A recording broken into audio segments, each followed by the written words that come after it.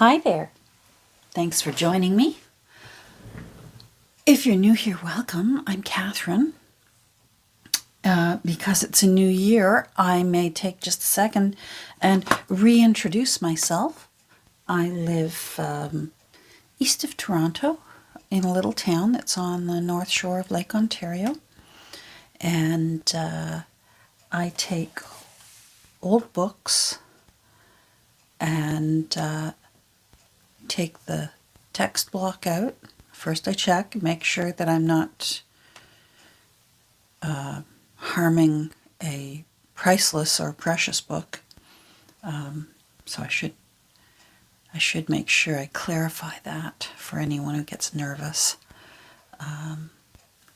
Take the original text block out, and then by using repurposed materials, mostly, very rarely I use anything brand new. I really like the challenge of making a junk journal completely out of junk, or out of someone else's junk that I have been the recipient of, whether it's thrift stores, Happy Mail, Etsy shops, antique shops, yard sales.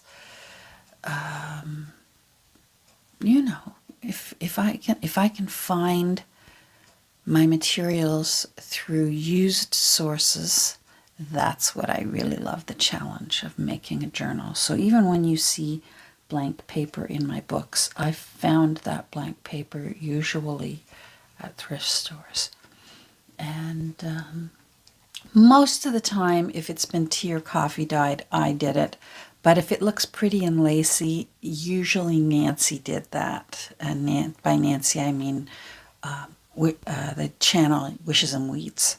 She's got a talent for making lacy tea-dyed and coffee-dyed and avocado-dyed papers, and they're beautiful. And if she ever puts any in her shop, snap them up because they're gorgeous. And every once in a while, she throws some my way. So the benefits of being a buddy. Anyhow, that's what I do. So I started this journal a while back, and then Christmas happened. And I was making Christmas journals. So we're back to working on this little beauty from, what year? Oh, what year? 1899? 1889? 1899? Uh-oh, I should know. Come on. 1899. So, and it's by Thackeray, and it seems to be a volume of several volumes of his works, and this is volume 12 of 13, and it's called The Roundabout Papers, etc. And I thought, what a perfect title for a journal, Roundabout Papers, because there's roundabout everything in it. This is what I like to call one of my all sorts books, because I like to just put all sorts of stuff in it that's just fun. There's no rhyme or reason, there's no theme. The only reason it's in here is because it tugs at my heartstrings. And they usually end up being my most favorite journals that I make, is an all sorts book.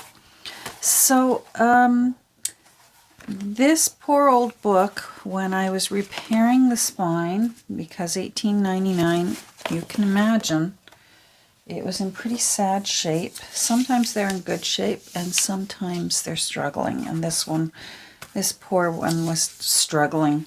And in fact, when I went to take the text block out, hold on, the text block, the spine literally fell right off. So I had to rebuild it from the inside out. So that's the mess you see here. But it's strong. So now this will hold up for, my goal is another 120 odd years. because not only is there cardstock holding it together, but there's also a layer of cotton fabric that I've recreated hinges from. And then in order to ensure that this beautiful spine, because I had to find a way to use it again. It would have been easy enough to just cover this with fabric and just make a new spine and just use the covers. But I had to use the spine. It's so pretty with all those little flowers on it. And it, of course it has the title, Roundabout Papers, etc. And the best way to reassure my mind that this book was going to hold strong for another long time was to use brads. So that's why you'll see all this in the back.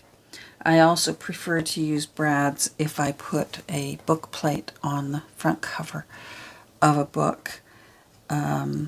Some people are quite successful using glues to hold a metal book plate on. I find that glues work terrific if you're making a faux metal book plate out of paper, but when it's actual metal, I just sleep better at night knowing that it's held down with brads that have gone right through the cover. Now in this case, these beautiful end papers, if you imagine, here's the text block, then the original end papers went across the back and across up here, across there, and up here. So I still had the sides that would have been that full spread. So what I decided to do was create new end papers that will go in like this. I've actually, front. I do this, again, if you're new here. For my subbies, I'm sorry if this is repetitive. My apologies, you having to listen to me over and over again. But I'm going to try and get this over with just for today. Because it's a new year and you never know, there might be curious junk journal possible creators looking for new channels. And so for those of you who are new here, I hope that you enjoy what I do. I'm very casual about it. I rarely do a specific tutorial. I usually turn on my camera and get to work at what's on my desk and explain as I go. If there's something I do that you don't quite understand why or how I did it, always feel free to ask down in the comments. I'm pretty good about getting back to comments. Fortunately, right now we have a very select little group of subscribers here. And I'm quite comfortable with that for now because it means I can still take the time to chat with you down in the comments. And if you haven't figured it out already yet, I'm quite a chatterbox. So if you've got a question about something I've done and you need it clarified, ask away down below. I would encourage you to subscribe, and then YouTube will always let you know when I post a new video. So these are going to be the end papers, but I'm really feeling like I still want to put something on them. So I was going through books today to see if there was something I could fussy cut. I don't know. It feels like it needs more than just those blank pages. On the other hand, they're so beautiful and we only get to see such a small part of it because of the leather that's on the corners and on the spine. So I'm still going to think about it, but I have to get out the signatures, and they're in my book press, so hold on. So if you are a journal maker and you haven't taken the time yet to make yourself a book press, I highly recommend it. You can get quite good results by putting your papers, your signatures, your folios, just under a stack of heavy books, under a stack of heavy books with bricks on top. Sometimes I also have several books on the go, and I have been known to use cutting boards and hardware quality clamps. These will work quite well too. But in the end, sorry, I'm putting those away because there's a puppy in here and she likes to get into things. In the end, I still find that a press gives the best results for making your signatures really nice and compact, and you will find that you can fit a whole lot more papers in your book than you imagined if you take the time to press them. These are very easy and inexpensive to make. I give all credit to C Lemon. Her channel here is on YouTube, and it is just like it sounds. C as in the ocean sea, so S-E-A, lemon, just like the citrus fruit, C Lemon. And I don't know the exact video. You'll have to hunt through her videos to find how to make a book press. Couldn't be easier. You drill 2 holes, you buy this little equipment. The whole thing in total, you get the cutting board at Dollarama. Honestly, total probably comes to about $10 or $12. And you will use it over and over and over and over again. And like I said, it's really the superior way to press your signatures. Now, Nancy and I were chatting online the other day, and we were just chatting about whether it's better to press your folios. A folio is one folded piece of paper that gets combined with several others.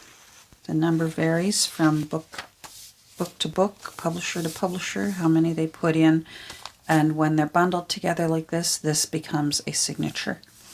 So that was something that Nancy, just out of curiosity, she said, when you press your papers, do you press them as a stack of folios, or do you get them already into your signatures and then press them? And that got me thinking, because yeah, I do tend to press mine, as you can see here, as a full signature. And I don't recall that I've ever put them in the press just as folios. So I'd be interested to see if that changes your end result compression. But this, I wish I could have shown you yesterday how heavy, how much bulkier this was. It was out like this. And now, of course, I can squeeze it to about 1 inch. And this is something I do. My memory is telling me that I saw someone else do this. and I wish I could give them credit because I don't believe I thought of it.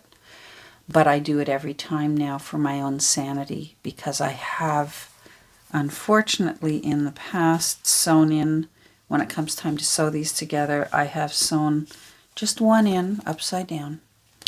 And that's very frustrating. And plus, I just find that sometimes there are some aspects of my text blocks that I like to try my best to be uniform through all my journals that I make. I preferably like every signature. So in this case, there are 9 signatures. 8, 7, 6, 5, 4, 3, 2, 1. I thought I did 9 signatures. Oh my goodness, what kind of day am I having? Did I forget to put one in? Let's go back to my book. Yeah, 9 signatures.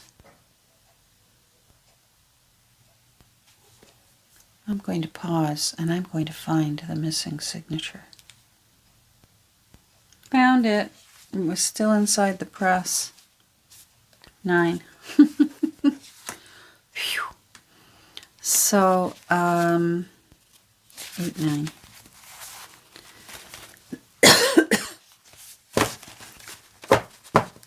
So that's nice. Now, something I did, this book, because it's a compilation of several stories all in one. The Wolves and the Lamb, Lovell the Widower, Roundabout Papers, and Denis Duval, or Denis Duval, however you wish to pronounce it. This is the original first page for the whole book. So this is how I know it's volume 12 out of 13 volumes. But each of the different stories had their own first page. So I used the one for,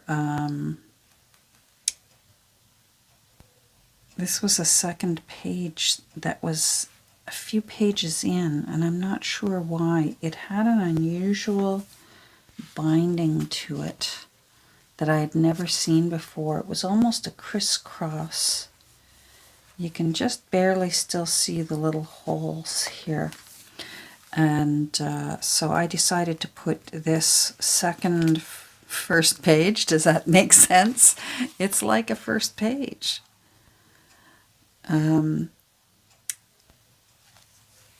I decided to put it in the last signature, and I loved that at the very end of the book, it says the end. And I've been doing that lately, putting, if there's a the end at the end of a book, I've been putting it at the end. So I glued this on the way many old books have plates glued in. So you can see here this little edging here. I just put that pretty little edge on. I have a cutting board that has this special scalloper on it. So I inked it a little to accentuate it, and then I just ran a bead of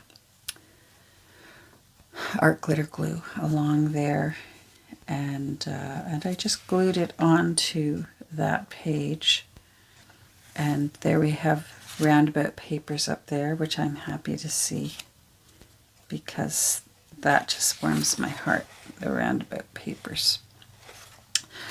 So that will be the last page where it says the end. And here's another little thing that I do with my books.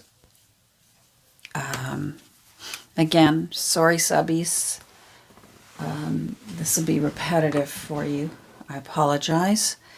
Is sometimes when I'm working with a particularly older book, and I love being able to put some of the original pages back in to the book as a tribute to what it used to be in its previous life. Often those pages, the fold will need reinforcement because it'll be so old, it'll either just want to crack in half, or the holes will be so big where the signature threads were, or for various reasons it has torn and ripped. So something I do is I find, for me, because the books that I work on tend to be the traditional opening from right to left, I consider this the presentation page. It's the first one you'll see as you're turning the page. And so I always, if I'm going to reinforce a folio, the fold, I will reinforce on the inside. That way, this presentation page is complete and it just looks really, really nice. So I just thought I'd share that with you so you'll see there's quite a few that I've used in these signatures. Let's see where I can find another one so I can show you how I did it. So here we go. So see how this is where they've added a plate. This is a plate, an illustration plate that has been glued in, and the publisher itself did that. But here's the folio, and here's where I have reinforced it on the inside of the fold rather than on the outside of the fold, so that that presentation side is all nice and smooth and ready for the new owner to write and write and write and write and write, or else collage and write, and it's endless, right? Blank page syndrome. I don't know if you suffer from it. I suffer terribly from blank page syndrome. So, and again, whenever I can, and if the paper is strong enough and can handle being folded one more time, I will use a page from the text block, because think about it, you've got several hundred pages there that you can use for other things, and I will take a piece of a border and use it to make the fortification for the fold, so that quite often the pages, the shade, if there's been some aging involved, will complement each other. So that's what I did. And let's see, not too many in here. I think I did every other signature. Yeah, there's another page from it.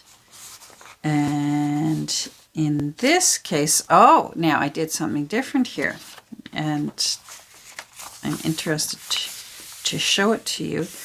This book had the coolest flip out. Look how cool that is. And that's the way it was in the book originally. Isn't that neat? I love that. I love the unusual printing on it. And I love that it has room there, all that blank space for the new owner. So what I did was I created a new fold right on the end here, and I glued it in because I had room, and I used that part of the paper to fortify that fold in the folio. So that was kind of fun. Now let's put you back in where you belong. There we go. Now one of my lights went out over here, so I'm going to go take a look and see what happened. There we go. I think I hit the timer on it by accident. We've had about 2 weeks of absolutely no sunshine, And I hope there's not too much shadow here, but I have off to the side here, I have one of those wonderful seasonal affective disorder lamps that just gives you, it tells your brain that there's a window with sunshine. It's wonderful. And I use mine just about every day in the wintertime at my desk here. So if you have that issue in the wintertime, not enough sunshine, oh, I highly recommend them.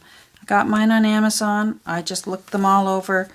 I look for the number of stars and the number of positive reviews, and I just ordered one, and I love it. So that's, I hit the timer by accident and it went out on me. So these are all, I think I have more room now.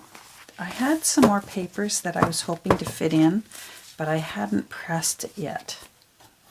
And now that they've been in the press overnight, I want to see, and oh yes, I've got plenty of room. Look at that pinch. They almost meet. So I have plenty of room to put a bit more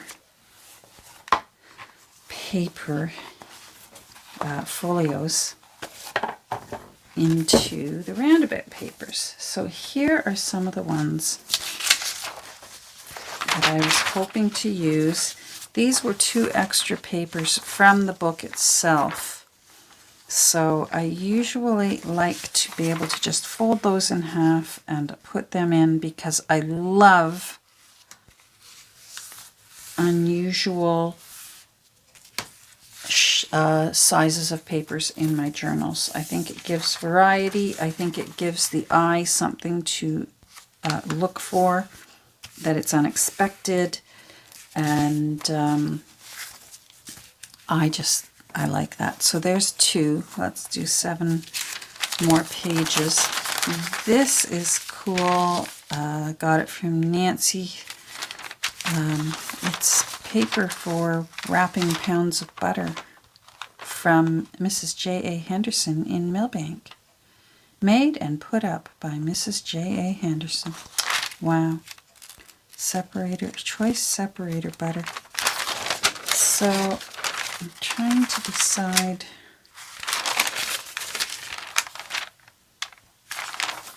One, 2. I realized I already have one of these in there, so I'm going to put this aside. I like this one. I'm worried that it's too white, and I don't have time to wait to put it in a tea bath. I like this one. It is from a book I found on how to draw hands. And it's just full of drawings of hands. Now, hold on. I'm going to move. There we go. I always make myself a template so that I know approximately how big I need pieces of paper. So this gives me plenty of room.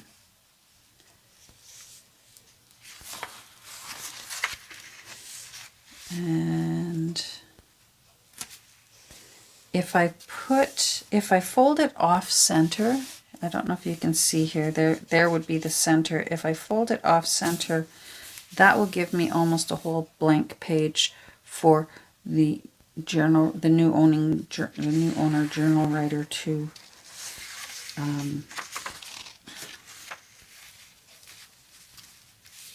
devote to whatever it is they wish. So there we go.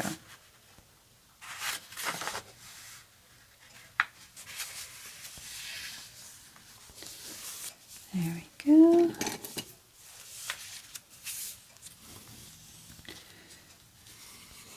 We got the last of Christmas out of the house, which pleases me. I'm one of those people, when Christmas is over, on Boxing Day, I want it out. Want it out of the house on Boxing Day. And my little sweet hubby, he really loves it up till after New Year's. So we find a way to compromise. Pardon me. And I take down the extraneous decorations, you know, the garlands, the knickknacks, that sort of thing. I take those down. And then we've got a really pretty little tree that I just love, a pretty little flocked tree. And what I will do is I will take almost all of the ornaments off except for natural looking ornaments so that it almost looks like a woodlands tree. And so snowflakes, a bird's nest, things like pine cones, things like that. I leave those on the tree, and of course all the pretty white sparkly lights. And we'll leave that tree up till New Year's. Because of course our family has differing superstitions, because his family believed that it was bad luck to take your tree down before New Year's. Whereas my grandmother always believed that the tree had to be down before New Year's so that you could start your year fresh. With a fresh start, you weren't dragging the old year into the new one. So that's our way of compromising. And I rather like it. And I enjoy the tree when it just looks natural like that, with just the little woodsy things. And it's just little snowflakes that I got from the Dollar Tree, and that it just looks really pretty hanging on the tree. And I found some wooden snowflakes at the Dollar Tree this year, so they went on it too. And then, as I said, the bird's nest with the egg in it always goes in the tree. All right, I have this from that Pears book, and I want to put this in. Now, where did I put my template? Because I think this needs to be trimmed. I think it's too long.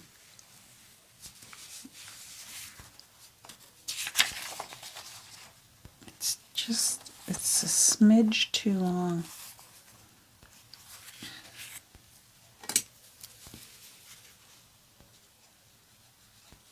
Oh, I should do it this way. That way I know I'll have it even if I use the folded end up to here.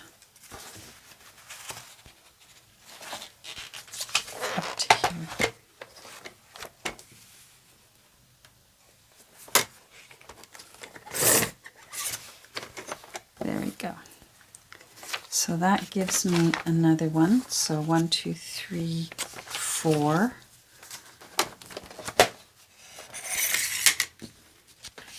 I wanted to fit a little bit of Edith in. This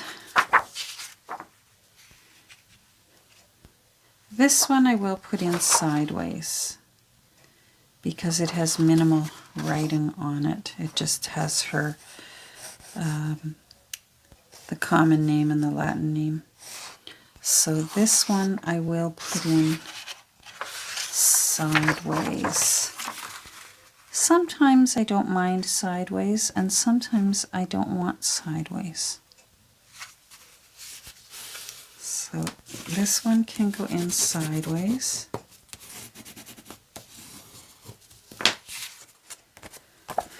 And this one I'm going to put in north-south.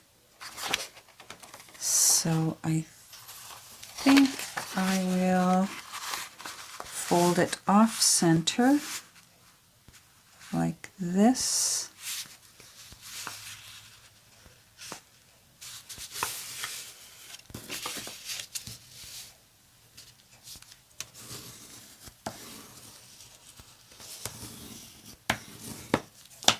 There we go.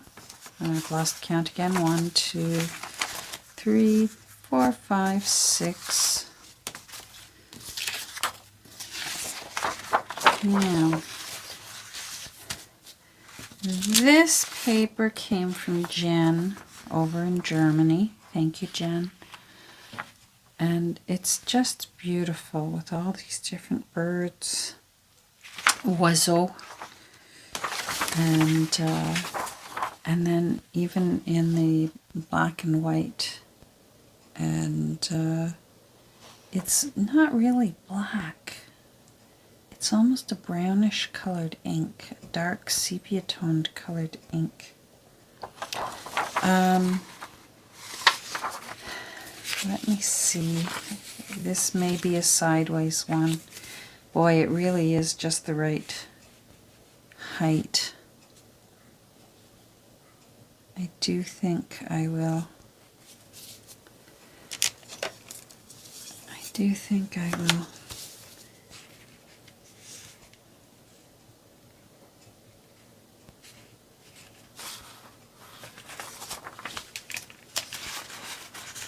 Make sure I have this trimmed. Sometimes I forget whether I've trimmed my template, so I always write on it, already trimmed. That way, because one time I made a whole book and I hadn't trimmed. I always bring it in about 1/8 of an inch. So that's why I found my other one. So if I want to run it there and there, and I'm hoping this folds nicely. I don't want to use my scoring board. I'm not sure how old this paper is. And I'm not sure whether I'm going to need to reinforce it or not. It seems to be all right. And then what I'll do is I'll fold the other side back, and that way I know it will be, I'll have it less, and I don't mind if it's in a little bit more. It just makes for something interesting for the eye.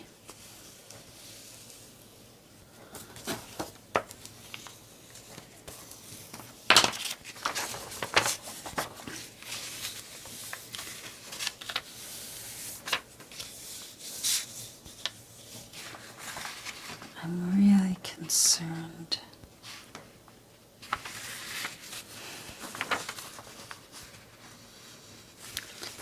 I'm thinking about just reinforcing it with some faux cellophane tape. This is clear cellophane tape that has been inked with alcohol ink. I bought a pack of alcohol inks, the Tim Holtz stuff, came in a pack of 3, and I find the colors are all equally do a nice shade. I think it's butterscotch, caramel, and I forget, there was one other. And I find that they're all equally make faux looking cellophane, aged cellophane. This one's not coming off very easily. But I'm going to make it work. And be careful, because it'll be very curly. So tape it. I'm just going to put this on. If you know me, you know I actually like it a little bit crooked on purpose. And I'm just going to stick it on there. I was hoping to rip that off, but I'm not. There we go. Let's do another.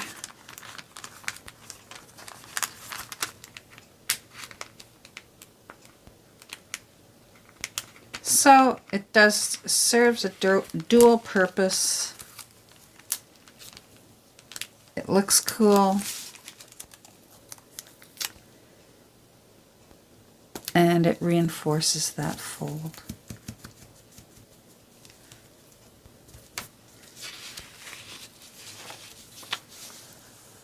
Now, I rubbed too hard on this, and I'm wondering, I'm wondering if I can, not you, let's use you. I'm wondering if I can paint a little, sorry I'm in the way. I'm wondering if I can paint a little onto it and not ruin this. And boy, this is a brush that I use only for alcohol inks. And I just want to see if I can, and I did. Oh, I don't mind that. It bled through. I'll show you in a second. I don't mind that. Now, paper towel. Paper towel. Ah. Oh well, fingers.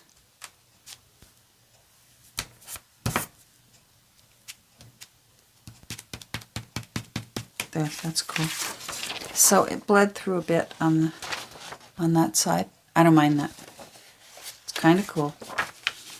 And that's all it needs, because it just needs to be able to hold it. Now,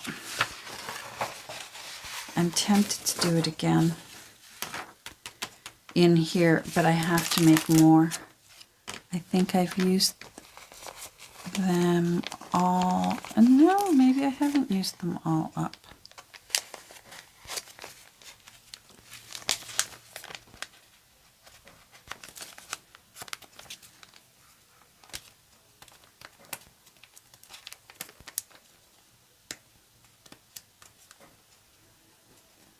Okay, you know what? I'm going to pause and do this. Okay. They're all used up. So, oh, do I have more? No. That's what, I saved the wrapping from, I got a little bit more there. I got one left. I saved the wrapping from when you buy things at stores, and it just makes great, a great surface for you to make your faux cellophane tape on. Okay, so those are ready to go. So I think that gets me up to 8.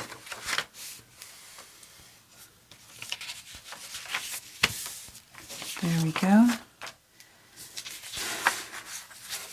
Does it? Have I lost count again? 1, 2, 3, 4, 5, 6, 7. No, that kid. So I still need 2 more, and I have these 2.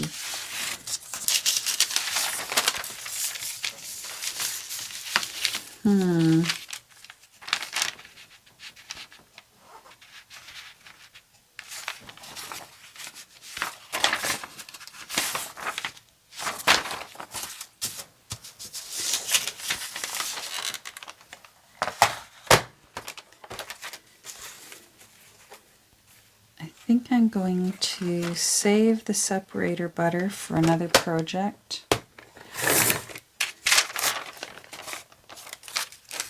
And I'm going to use this as a page. Now, can I fit the cow onto one page? I can, just barely.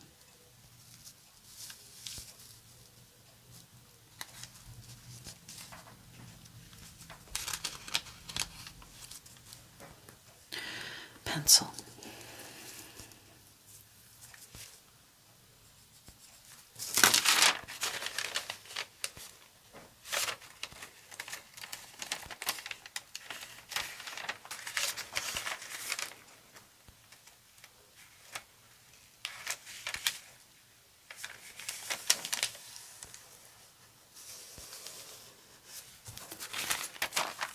There we go. That way the cow will be up in the corner.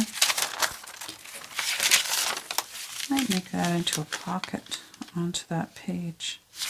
We'll see. I'm going to stick it with it. Stick it with it? Yeah. I'm going to find a different page to use rather than... This is just so yummy. This is true vintage ledger paper, and I don't want to have to cut it. Hold on. Okay, I found a page out of my Ready Reckoner. And here's where this comes in handy when I showed you in my last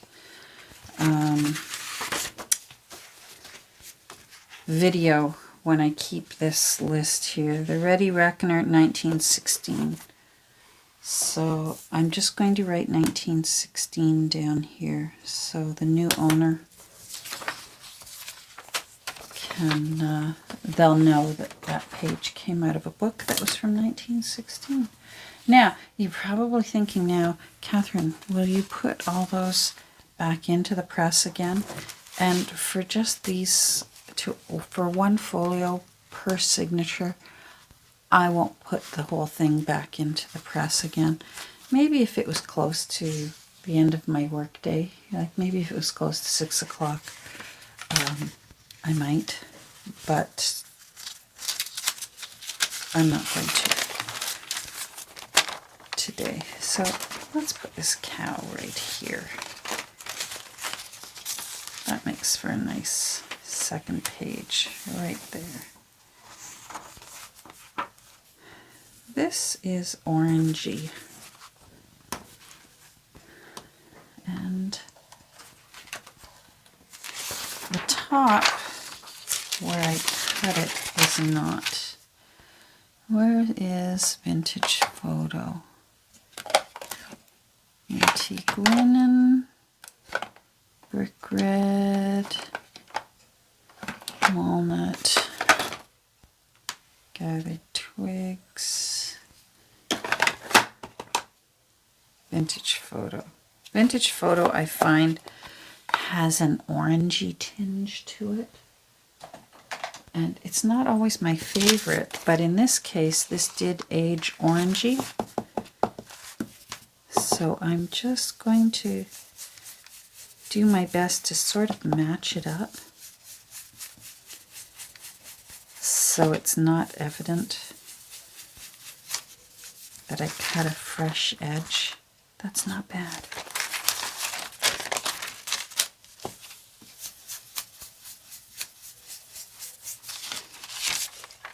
Do the other side as well, and that will help really seal the deal.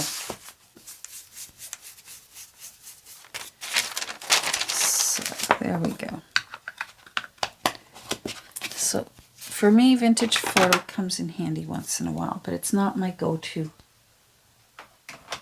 My go-to ink shade. Lately, my go-to ink shade, and I learned it from watching, I liked what I saw with on Marley Design.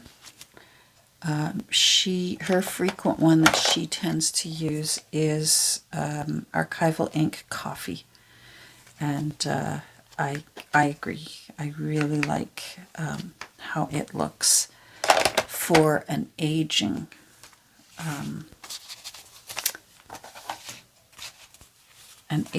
ink.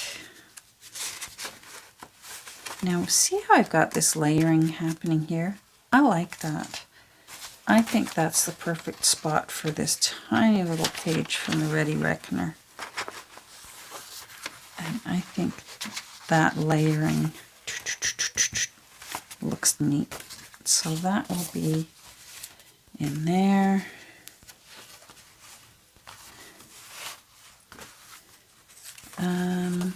Let's put this colorful birds here. And we'll turn this in. There we go. Yeah, that looks nice.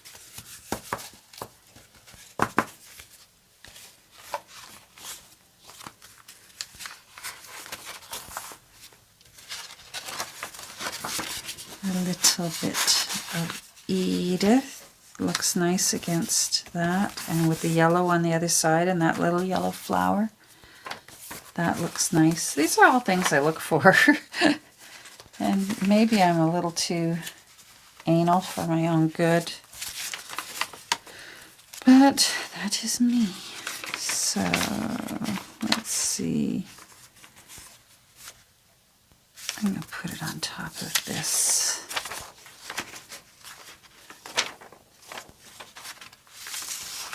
So like I said, this page, and I might write it down here, 1899. This actually was in the original text block. You know how they put blank pages at the beginnings and endings of books? That's what those were.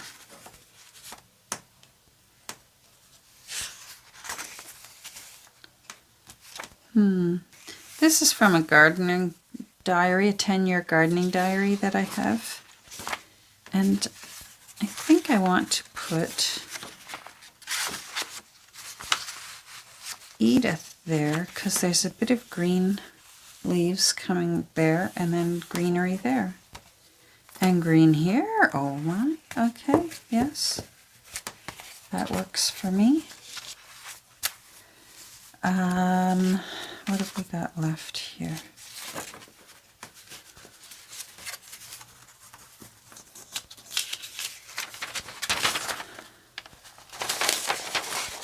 Sometimes if I like another page better for the display page, I'll turn them inside out. So now that's the front for the presentation side. That looks nice.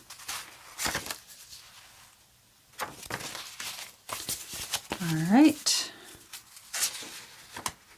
Since I've already got one, this is from a different book. You can tell because the size is different. That means I'll use this one in the 9th signature. Oh, there we go. The hand sketches will look nice on the black and white of that music laying on top of it. And again, see what I mean? Different sizes.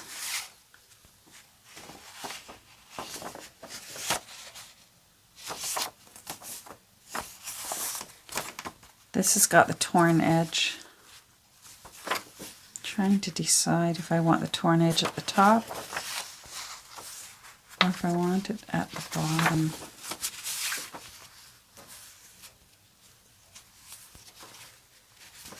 Ooh, and it's hands and it's piano music. Ooh. This is all working out. Now let's see.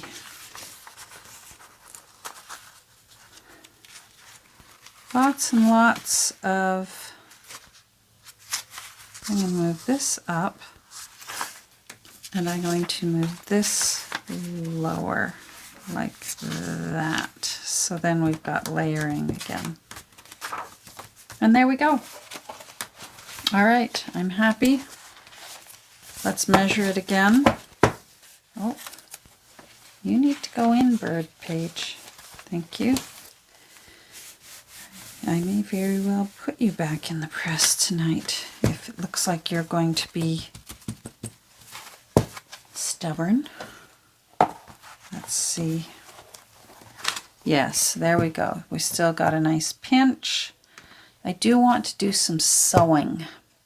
I'm not putting any lace along the edge of this book. I really love the profile of all this torn paper here that you can see. I hand tore it all rather than using a